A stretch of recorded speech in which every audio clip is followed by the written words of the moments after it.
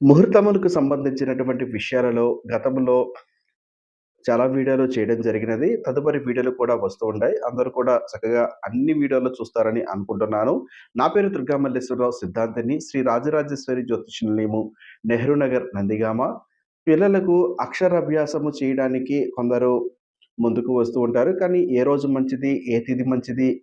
ఎప్పుడు చేస్తే బావుంటుంది? అని కొంచెం సంశయం వాళ్ళలో ఉంటుంది. అట్టి వారికి ఈ వీడియో ఉపయోగపడుతుంది. ఈ అక్షరాభ్యాసం చేయడానికి తిథి విషయానికి వస్తే 2, 3, 5, 7, 10, 11, 13 తేదీలు మంచివి. సోమవారము, బుధవారము, గురువారము, శుక్రవారములు మంచివి. అశ్విని, రేవతి, పునర్వసు, పుష్యమి, హస్త, చిత్త, స్వాతి, అనురాధ, శ్రవణము, మృగశిర, ఆరుద్ర, ధనిష్ట, శతభిష నక్షత్రములు మంచివి. అంతే మేషలగ్నము, మిథున లగ్నము, కర్కాటక లగ్నము, తులా లగ్నము, ధనుసు లగ్నము, మకర లగ్నములు శుభప్రదము.